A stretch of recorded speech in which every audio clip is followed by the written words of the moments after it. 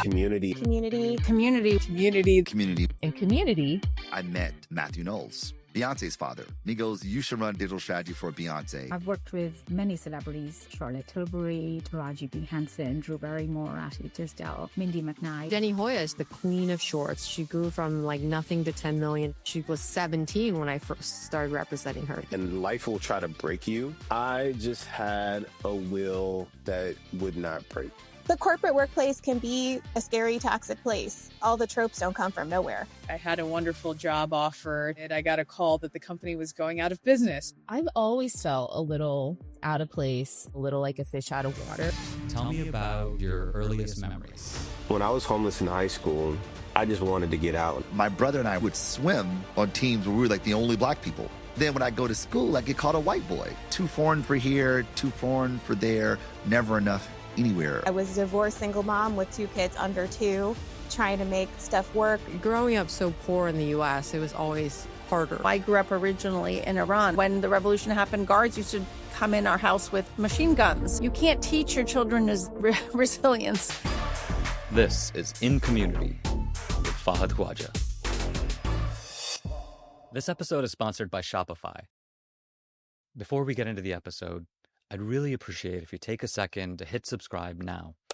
Every subscriber matters and helps the show have an opportunity to grow and reach more people. Plus, you'll be the first to hear about what else is coming your way. Thanks for being here. And with that out of the way, let's get into it. Welcome to In Community. This week, we're doing something a little different. We've gone through a number of episodes so far and had some really great guests.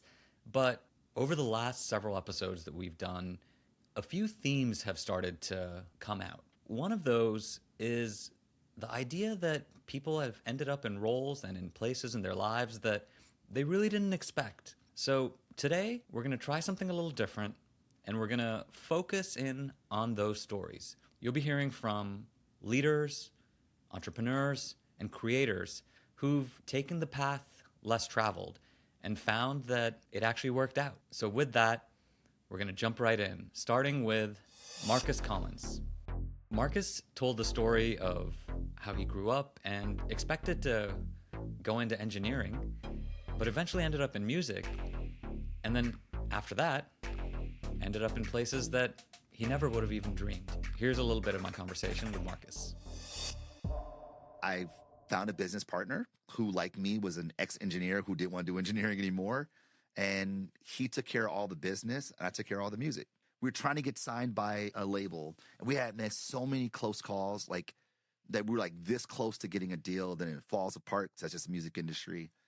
So we decided to release a project on our own and support it through these relationships we had developed over time, particularly with brands. We had met the folks at Starbucks, we met the folks at McDonald's, with the NBA, like all of these different entities.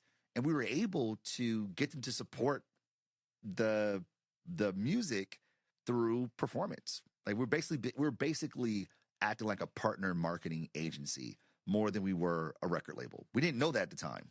We just like, it's making money, so good. We all good. You know, it didn't matter to us. Until we tried to record another album, we were like, oh, we don't have a really good business model here. And my partner and I said, one of us should probably go to business school to figure this out. So I went to business school to get my MBA to figure it out. And in my mind, it's like, I want to learn from Apple, because Apple's leading this disruption that we know of the music industry. That's like, let's learn what's going on here. And as I got to understand all the mistakes we were making, I was like, dude, this isn't going to work out. And it was right around this time that I met Matthew Knowles, who's Beyonce's father. And he goes, let me get this straight. You were an engineer who started a music company. You have an MBA. You work at Apple, and you're black. Dude, you don't exist. You're not real. You're not real. They go, oh, I'm real, totally. And he goes, you should run digital strategy for Beyonce. And I was like, yes, I should totally do this. Absolutely. Again, someone seeing something in me that, other people didn't see, or maybe I didn't see in myself. And he gave me just an unbelievable opportunity. Even like working at Apple, there was nothing on my resume said that I was ready for that job for a company like Apple. But Matt Fisher and Ed Swajnajar, those were my managers. They saw something in me. I think it's it's that ability to be seen, or it is the experience of being seen and someone putting you in action because of what they see in you. I think those are things that become life-changing moments. How did you even meet Matthew Knowles? Funny enough, my now wife, then girlfriend, her cousin used to work at Ticketmaster, and Ticketmaster did all the ticketing for Beyonce's tour. And she says, I want to introduce you to people over there. I think you would love it over there. I was like, great. She introduces me, and my email bounces back because the person she introduced me to no longer worked there. That's the director of digital strategy. But as I come to know, my email got forwarded to their general manager. And they were like, whoa, like this guy doesn't work here anymore, but we'd love to meet Marcus. So I go in and meet them, and they're like, yo, this is really interesting. And then they tell Matthew, we met this guy. And Matthew's like, no, dog, he's lying to you. And they're like, no, Matthew, we met him. And he's like, this guy is not real. He's not a real person. They're like, yeah, right. He's an engineer and an MBA and Apple. Come on. This guy's lying to you. So he tells them, I want to meet him. Tell him to come fly to Houston to come meet me. And I went and met him. And, we talked for an hour. And the first 45 minutes had nothing to do with business, nothing to do with music, everything to do with me. I feel like he was like trying to like find the poop. He was like trying to find the lie. But we really hit it off. Once you started the job doing digital strategy for Beyonce, what was the experience actually like? Truthfully, I was never like I'm not in the Beehive. I'm not a huge Beyonce fan. Always liked her music, but I was not like a fan like I was of like Boyz II Men or Pharrell. I was those kind of like diehard fans there. So I didn't feel like overwhelmed with, oh my God, I work for Beyonce. I never felt that. But I did feel a great sense of responsibility because of what she had accomplished and what Matthew had trusted me with. So I felt very secure in what I could do. And I didn't feel intimidated at all, but I did feel very responsible about doing right by her. And when I first got a chance to meet her, I worked closely with her, so when I first met her, as she came into the boardroom, it was like, she walked in the door. It was like this kind of glow around her. And interestingly, she just felt so much smaller in person. And like all the air, all the sort of majesty that we associate to her, even back then, like she doesn't carry it with her. Like she's the sweetest person ever. You would think she'd be this diva, but she's not at all. She's like so unbelievably welcoming, so like grateful, but not a pushover by any stretch. She knows exactly what she wants. But she'll never say in a way that is rude or disrespectful or a way that is condescending. And the more I got to know her, the more responsible I felt to making sure that the work that I did was A1, so that people could experience the awesomeness that is her beyond just the music. Oshiya Savur is a chief marketing officer and experienced brand builder who's worked across categories and on brands many of us know and love. She's worked with celebrities and really helped them build brands that are designed to grow and to last well beyond the initial hype. I've worked with many celebrities at this point in time: Charlotte Tilbury, Taraji P. Henson, Drew Barrymore, Ashley Tisdale, Mindy McKnight. So it's a long list of celebrities that I worked with. And quite honestly, each have had their own strengths, their own ways of how they wanted to build a brand. And they often do come in, especially, I think there's a bit of a switch, right? Like back in the day when I was just starting my career, there was this whole licensing model that existed, right? And the celebrities would be licensing their names. There were other companies that were running their businesses for them. They would be available for a shoot. There was no social media at the time, right? So there was no content being generated outside of the shoot. They would lend their faces and their likeness for the print ads, TV ads, and you just run it and you pay them a 6% royalty in return for using their name, right?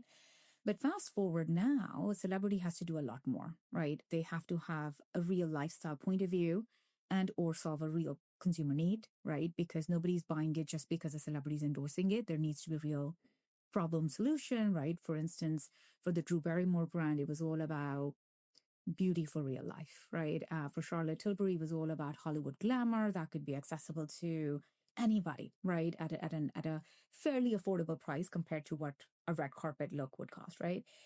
Similarly for Ashley Tisdale, it was all about wellness and the journey that she had and therefore the promise that she was making, and so on. And Taraji too, a beautiful story about how she could not find the products that were good for her because she was putting her hair through so much through the movies and the productions that she was doing. And then she actually started to create products at home by herself. And then over time, as she was starting to parse off the samples to different people, she realized that actually might there be a business opportunity here for a wider consumer base who would actually benefit from the products that she was herself making in the kitchen.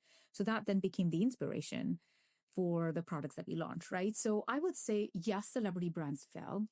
But when the brands are created on a real consumer need, when the celebrities are really willing to put in the effort and utilize their media channel for what it's worth, it shouldn't be just, oh, I'm contracted to do one post a month and I've done it and I've done my job. No, you have to go over and above to really tell the consumer why you care about this brand, what is the purpose of it, and consistently speak of it. You know, those are some of the things that really differentiate the founders and the celebrities that are successful. Is there a moment you can think about actually early in your career when you were struggling, when you were going through a hard time, and how did you go about getting past that? Was brought up in a household where giving back was a very big part of how we were brought up. Community service and all of that was very important to our family and to my mom. Even to this day, she always finds a way to give back. Yeah. So I guess in a related way, I guess I wanted to be a journalist because I wanted to speak the stories of people who couldn't speak for themselves, particularly in war zones and areas and so on. And so when I took the route of business, right, I felt that I had sold my soul to the dark side, and I felt that I was only working. I know, it was pretty sad when it was happening. I was like, oh my God, my whole life boiled down to now simply making money and paying bills for myself. But actually, it wasn't true. I think once I launched my first launch on Suave at Unilever in 2010, I fell in love with what I do. And then I found that there are other ways to give back, which is what I now do, right? I have worked on brands that have purpose built, and I now create impact at scale. Everette Taylor is the CEO of Kickstarter. He's a multiple-time entrepreneur and founder. He's been a CMO, and he's had a journey unlike most people out there. I grew up in Southside Richmond, Virginia, 804. Very proud to be from there. I mean, I just grew up in a very standard, the hood, urban area, predominantly Black and Latino neighborhood.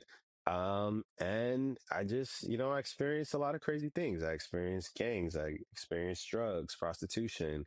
A lot of men in my family, were involved in things that they should have been involved in. And also I started to go down that path as well, because that's all I knew and all I saw that was around me, whether it's homelessness, whether it's an abusive relationship, whether it's poverty, whether it's whatever bad situation that you're in, it is really your will to want to change your predicament, your situation, and life will try to break you in so many different ways. And you just have to stay strong and you have to stay optimistic. And throughout that entire process, I had very hard days, but I never gave up hope. I never quit. There were days that I wanted to quit. There was days I wanted to give up, but I wouldn't. And I had a North Star of what I wanted for myself. And so ultimately, avoiding all of the gritty, nasty details, it was really just that. It was that determination that I had, that I didn't want to have myself or my family ever in a bad situation like that. ever again. I started working for a company called Qualaru, and he told me he could only pay me very little money. And I lived in a studio apartment with another grown man. 0 out of 10, do not recommend. I'm working my butt off all day, every day. Being the head of marketing for a startup and like it actually getting acquired is like, whoa, that's crazy. So to see something like that and build a community of so many people, that was great. And that attracted a lot of people who wanted to work with me. Me having that early success, one, allowed me to start my first marketing firm, or my only marketing firm I ever started, Millicent's, which I could start bringing on clients. So it was like, oh, wow, I can have this salary being the head of marketing here, but then I can have my own entrepreneurial thing going on here. And because of that, I was able to financially get into a better place. And all of that success led me to getting my first CMO role at 25, which really, started to take things off. But I took this path of like, oh, wow, I'm going to outwork everyone and work a full-time job while also building marketing companies at the same time and getting paid simultaneously from both sides. Tiana Conley is the head of corporate brand and purpose at Mars, a $50 billion company. Our conversation showed the power of resilience and advocating for yourself and how that can really change things when you focus on it. I felt incredibly excited to be a parent. And I love my kids so much, but it was like a really hard, like I didn't picture myself as a single parent when I started off, I'm like, I waited a really long time. I got married. We did everything right. It was so hard. Some people go on maternity leave and they perfectly plan it and they go out and then they come back promoted. Like for me, like, no, that did not happen at all. I had terribly timed pregnancies. They were back to back pregnancies. The second one was a surprise. And I had several leadership changes in that time. So I kind of ended up being, and this was right around like the middle when I was a brand manager, and I was like a brand manager for like 8 years. Like I was a super duper brand manager, but I just could not, I just did not really integrate the family planning with the career planning as thoughtfully as I've seen a lot of other women navigate that. And I was just going with the flow. In hindsight, I think it ended up being a good thing because I went through a divorce at that time. I relocated. I was readjusting to my life. I think it allowed me to be really, really great at something without the expectations or the need to strive for the next level, which gave me, I think, a lot of capacity and bandwidth to focus on being the kind of parent I want to be. Like when I look back at all of my kids' memories, like I don't like the first tooth, the first time they rolled over, the first time they took steps, the first time they, I used to grind all their baby food myself. We did no store bought. Nowadays it's a different story. DoorDash, keeps us sustained. But back then, there's nothing that I missed. I didn't miss a story time reading at school. I didn't, I got to supervise field trips. Even now I'm coaching my kids, in events at school. I coach my daughter's volleyball team and I'm coaching, one of their science teams. So I guess, when I look back on that, what did that barrier allow me to do? Allowed me to set my priorities in a way that was important from a total life standpoint, and then have a set of standards for myself on how I wanted to operate. And I think the thing that I agreed with myself is that, like, if it holds my career back, it's okay. As long as I can put food on the table. Is there a belief about career growth or leadership that you held early on that you've sort of tossed aside now? You just don't believe anymore? I mean, I think there are a lot of myths that I've ebbed and flow into over time. Like I love this sentiment of be your whole self at work. And then I realized I'm not sure work is ready for my whole self. So I figured out how to be authentically myself while holding back at times, which has been a challenge for me in more times than others. But I think, that's probably been one of the things where I really leaned into that notion that I'm like, oh, maybe I need to lean out a little bit. Yeah, no, I feel you. I've definitely had moments like that as well, where am I talking about my best self or my full self? Is it my most authentic self, but not every part of myself? Balancing that, it does make a big difference, right? 100%. Yeah. Where I've landed to on that is like, I'm always myself. Um, but, like context matters, right? So like, I like to think of it like clothing. Like, would you dress the same way showing up at work as you would going to a playground, as you would working out, as you would going to a church, as you would, like you probably wouldn't dress the same way in all of those occasions. Right. So like you kind of have to be situationally appropriate in your dress, even though you're always yourself. And I think that's helped me a lot. Be like, okay, what is the situationally appropriate version of myself in this moment? This episode is sponsored by Shopify, the platform for those who are serious about building equity in themselves and their businesses. It lowers the barrier between intention and execution, scaling from first-time founder to enterprise operator with infrastructure that I've relied on myself. With the right mix of flexibility and automation, teams stay focused on growth, not maintenance. What's one thing you've known that you should build, but haven't prioritized? What would change if you acted on it now? Start building at Shopify.com.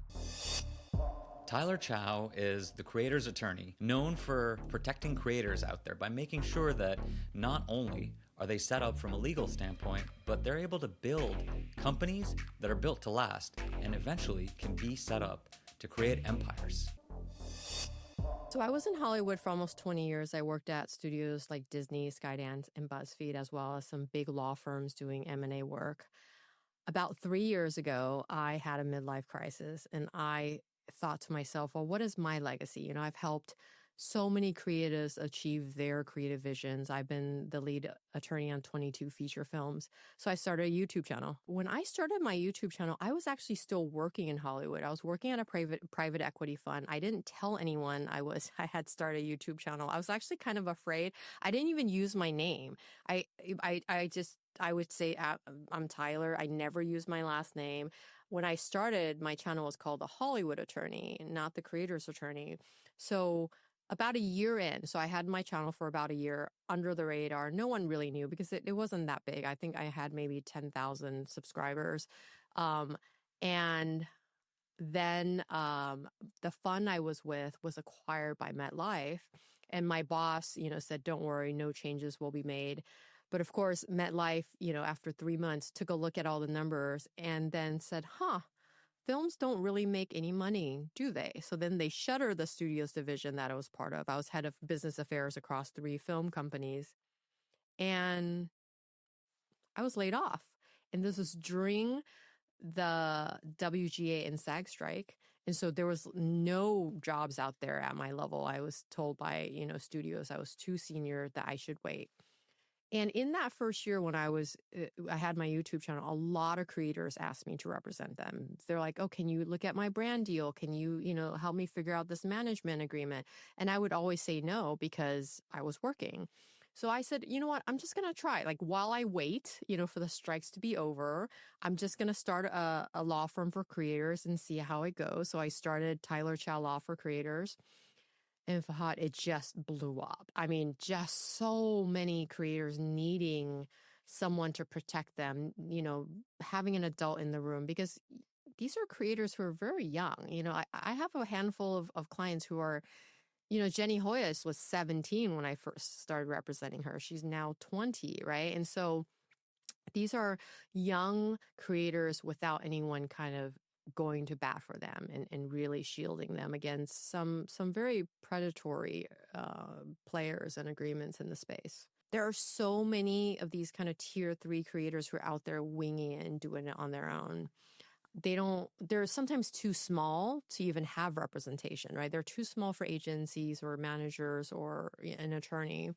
And so this is why I love making content. I love going on podcasts and just educating creators. Run it through ChatGPT. Like ask it what it should look out for. What should they look out for? I am actually creating an AI avatar. It's like an Ask Tyler kind of avatar. I'm working with a great AI company called Echo Bar, and they're going to help me basically download my brain into this avatar. And so creators who can't afford my hourly rate can pay. We haven't like priced it, but like, is it $30 or $50 a month? And just ask me questions. And my hope is to make that accessible to all creators of all sizes so that they can get that type of protection, and it would come along with a contract reader. That's my hope is how do I sort of allow more creators to have access to me, because that's Yeah, you're sort of important. democratizing access to Yes. something that typically is very expensive, but so many people need. Right. Maryam Banikarim is a community builder, unlike any other out there. Here's a bit of our conversation. In COVID, when I was at a job and in New York when it sort of broke out, and we sort of came together to help New York, right? So the backstory to the longest table is that in COVID, when everyone said New York was dead, I sent an email to 20 friends and said, I don't know about you, but I'm tired of everyone saying New York is dead. What are we going to do? And the demand for that, really, I would say last year we had 400 inbounds from people who wanted to host, not just attend. This year we had 600 inbounds. And if that's not a loud signal to the need to build back community in real life, which, by the way, is where I think trust gets rebuilt from the ground up, I don't know what is. Yeah, and I remember being at that very first event. It was so warm. Mm-hmm. That feeling, first of all, it was a sunny day, so it was actually like nice to be warm, even though it was a cold time of year. It's been a sunny day every single time we've done it, even if in the morning it rained, which, I say somebody's looking out for us. Yeah, that's amazing. But that sense of warmth, and to your point, it's something that you don't feel in other ways. But there were just a ton of strangers. I didn't know most of the people there. I came with a couple of friends. Obviously, I saw you and some others, but I didn't know most of the people. But people were sharing. They were sharing their food, their stories, and it was really amazing. And now it's gone global, right? Yeah. At what point did community go from cultural to sort of structural for you? I don't know that it was an intentional thing that happened, right? It was sort of like, I go back to my earliest memory. It was like, the chaos of the table in my grandmother's house or on the street or whatever. So clearly that was always my happy place in some way. I would say in COVID, when I was at a job and in New York when it sort of broke out, and we sort of came together to help New York, right? So the backstory to the longest table is that in COVID, when everyone said New York was dead, I sent an email to 20 friends and said, I don't know about you, but I'm tired of everyone saying New York is dead. What are we going to do? And that sort of started this effort where we, as a side hustle, all came together and raised a little money, paid artists a stipend, had them perform outside, including Bernadette Peters and 24 Broadway performers. And that effort of sheer purpose at a time of high despair, I think, is really where the shift happened. And seeing what we could do. I mean, really creating the impossible in the middle of a very dark time in the city, from those 24 award-winning Broadway performers on the red steps of Times Square singing Sunday from Sunday in the Park with George to, getting Billy Joel to grant us the rights to New York State of Mind and making a music video out of that. And then the following year, winning an Emmy. Like, having those kinds of things happen, it's like building muscle memory. You believe. I mean, it's like Ted Lasso. You're like, I believe it's possible. Tell me about one of the messy parts in that story. Well, it turns out that you needed a SAG waiver, right? So SAG is the union for a lot of the talent that was involved.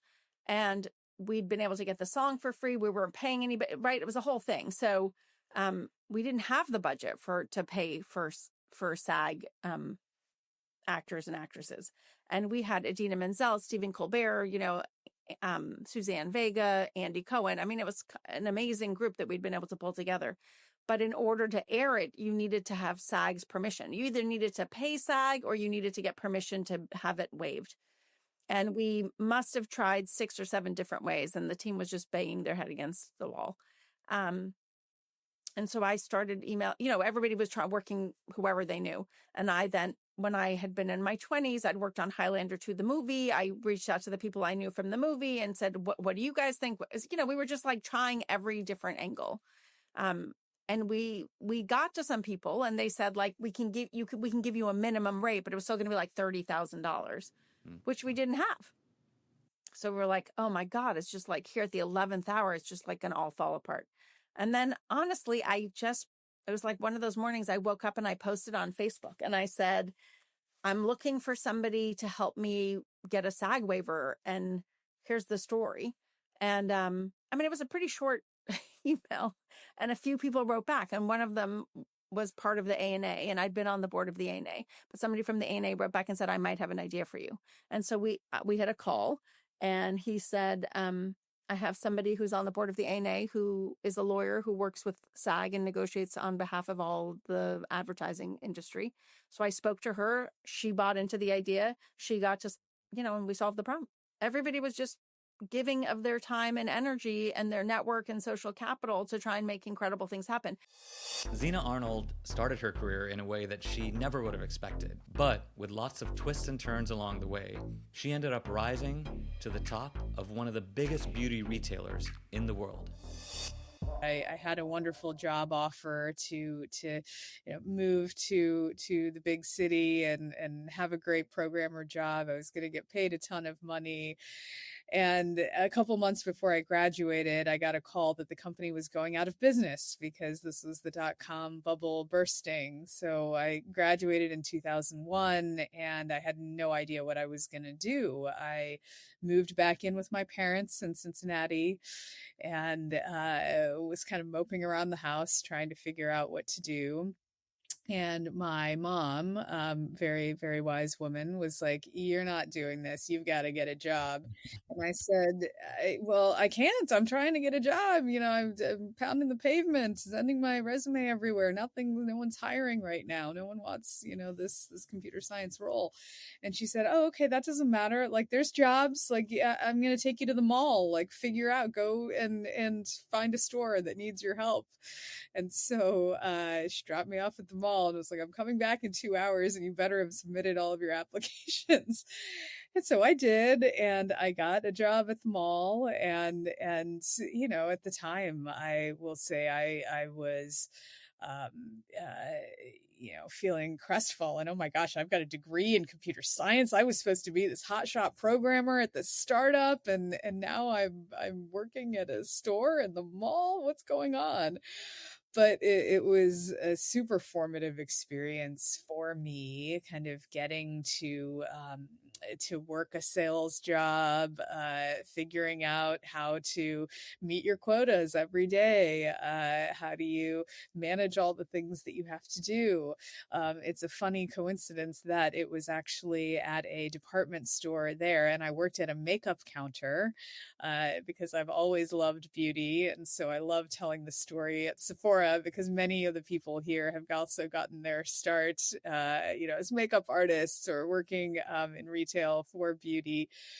So my love of it goes back to that time. So, had to believe in myself a little bit. And I'm so glad I did, because I then came to Sephora, which has been just a fantastic experience. I love the work that I get to do. I love the people that I work with. Our industry is so much fun. I told you my very first job was in beauty, selling beauty at the counter at Dillard's in Cincinnati. And now to be working here and kind of driving strategy and marketing for one of the best brands in prestige beauty has been really a phenomenal experience. Jessica Serrano has had a really interesting career. She spent most of it in food, but working on the marketing side. Although she started in a way that was very different from where she ended up, one thing has remained really, really clear: her purpose.